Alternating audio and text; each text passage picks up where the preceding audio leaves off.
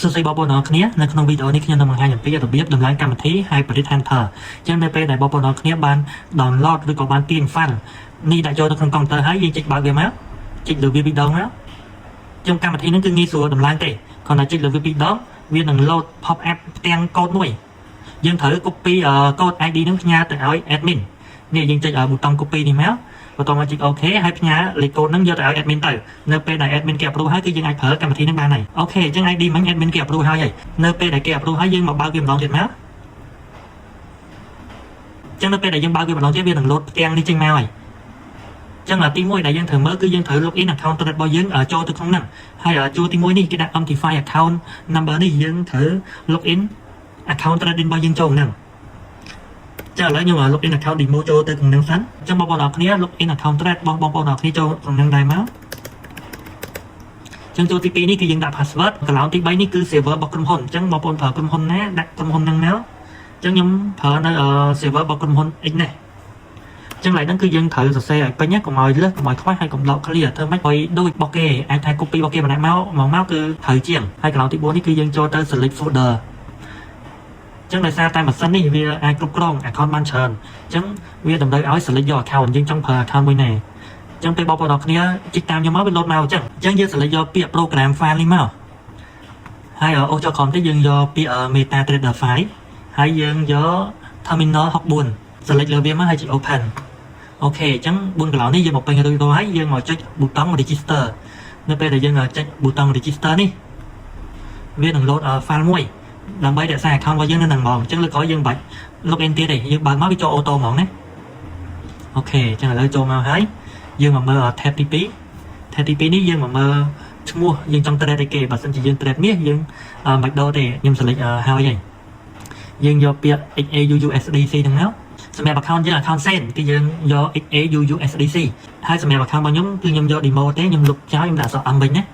បើសិនជាបងប្អូនអរគ្នាយក account standard ត្រូវតែ select តាម account standard បន្ទាប់មកយើងមកមើលខាងក្រោមនេះកន្លែងគេដាក់ auto select នេះដែលនឹងយើងបើកវាចោលទៅគឺមានន័យថារាល់ព័ត៌មានសំខាន់មកវានឹងបិទម៉ាស៊ីន auto ហើយតោះចាប់ព័ត៌មានទៅវាបើកឡើងវិញតោះមកយើងមកកំណត់កន្លែងនេះកន្លែងកាត់ខានណាបើសិនជាយើងខាត 10% ម៉ាស៊ីនហ្នឹងនឹងបិទ auto ហើយអញ្ចឹងបងប្អូនដាក់ 10% ត្រូវហើយអញ្ចឹងយល់ទាំងអស់ហ្នឹងតែកែទេខ្ញុំរៀបចំឲ្យអស់ហើយយើងមកមើលខាងក្រោមយើងចុចប៊ូតុងខាងក្រោមនេះហ្មងទៅដើម្បីឲ្យដំណើរការអូខេអញ្ចឹងបើសិនជាមានបញ្ហា error ឡើយណាអីវានឹងលោតប្រាប់ខាងក្រោមនេះហើយអញ្ចឹងកន្លែងនេះគឺវាខ្វះការ approve នៅលេខគណនីអញ្ចឹងលេខគណនីនឹងដែរយើងត្រូវ copy ផ្ញើឲ្យ admin ម្ដងទៀតដើម្បីឲ្យគេពិនិត្យហើយឲ្យគេ approve ឲ្យ account មួយហ្នឹងអាចដំណើរការនៅក្នុងកម្មវិធីហ្នឹងបានចាឥឡូវខ្ញុំ stop សិនចាំ admin គេ approve ហើយចាំខ្ញុំបន្តវីដេអូទៀតអូខេអញ្ចឹងឥឡូវ admin គេបាន approve ហើយអញ្ចឹងពីរចំណុច ID ម៉ាស៊ីនមួយហើយនិង ID ក្រុមហ៊ុន X នេះមួយយើងត្រូវផ្ញើឲ្យទៅ admin ដើម្បីឲ្យគេ approve ណាទៅដំណើរការអញ្ចឹងនៅពេលដែលគេ approve ហើយយើងចុចប៊ូតុងខាងក្រោមមកចឹងចាំមួយផ្លែតអូខេចឹងឥឡូវវា login auto ចូលទៅក្នុងកម្មវិធី MetaFi ហ្មងទាំងយើងអត់ទាន់បានបើកវាទេចឹងវា load មកហើយនេះឥឡូវខ្ញុំបន្ថយវាមកសិន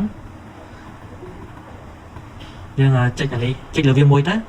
ដើម្បីមើលថាវាដំណើរការអត់អូខេចឹងដោយសារថ្ងៃហ្នឹងថ្ងៃសៅរ៍ចឹង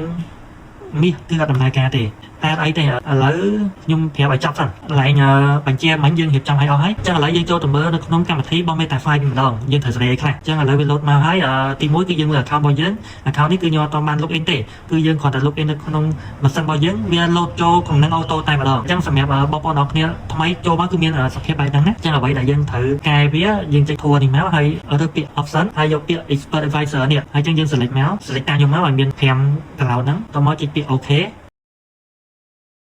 មិញទី1 account ទី2 line tour ទី3អានេះធ្វើបណ្ដានេះឲ្យវាជាងពណ៌ប៊ីតុងចេះទៅដំណើរការទី4 time frame នេះយើងយក1នាទីមក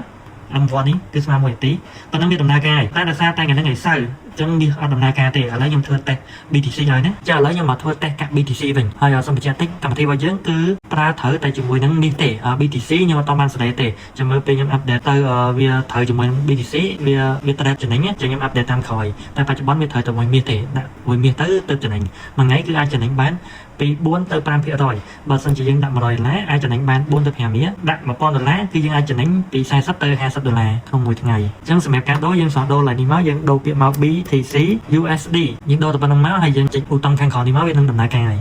ចាំមើលវា load អត់អូខេអញ្ចឹងវា load តន្ន័យលុយរបស់យើងនៅក្នុង account បែបនេះហើយមាន chat បែបនេះគឺមានន័យថាវាភ្ជាប់រួចហើយវាដំណើរការហើយបន្តមកយើងមកមើល app meta របស់យើងម្ដងយើងលុបវាចោលហើយយើងរកពាក្យ BTC ចេញមកនេះ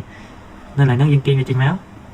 អូខេអញ្ចឹងអ្វីដែលយើងមើលគឺទី1 account របស់យើងត្រូវអត់ទី2ឡើង option នេះ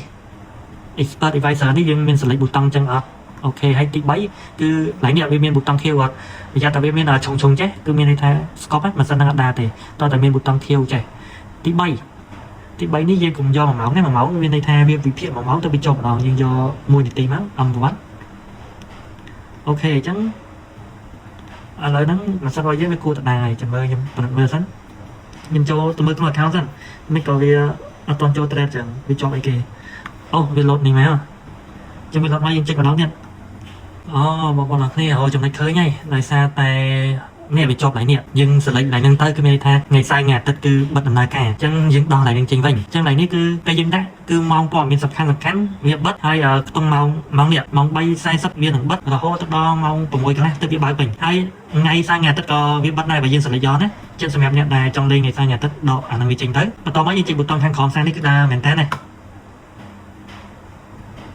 អូខេនេះឥឡូវវាដែរហើយអញ្ចឹងសម្រាប់អ្នកបើកថ្ងៃច័ន្ទដល់ថ្ងៃសុក្រអីអត់មានស្មុគស្មាញអីចឹងទេអញ្ចឹងអត់បើកតែថ្ងៃច័ន្ទដល់ថ្ងៃសុក្រអត់មានបញ្ហាដល់ពេលឥឡូវមកថតវីដេអូថ្ងៃអាទិត្យយើងកាំងអូខេអញ្ចឹងបើសិនជាមានបញ្ហាអីបងនឹងវានឹងបង្ហាញខាងក្រោមនេះហើយអញ្ចឹងឥឡូវវាចូលហើយនេះបងប្អូនអរគ្នាវាចូល2ហើយអញ្ចឹងបើសិនជាយើងបើកនៅក្នុង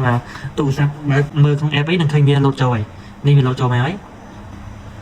ចឹងឡើយហ្នឹងខ្ញុំបញ្ជាក់ឲ្យបញ្ជាក់ទៀតBTC គឺខ្ញុំអត់ទាន់រៀបចំឲ្យទេ app មួយហ្នឹងគឺយើងអាចប្រើវានៅលើមាសបាន BTC អត់ទាន់រួចរាល់ទេអានេះគ្រាន់តែខ្ញុំធ្វើ testing ឲ្យទេអូខេអញ្ចឹងវីដេអូហ្នឹងគឺមានប៉ុណ្្នឹងទេយើងចាំជួបគ្នានៅក្នុងវីដេអូបន្តទៀត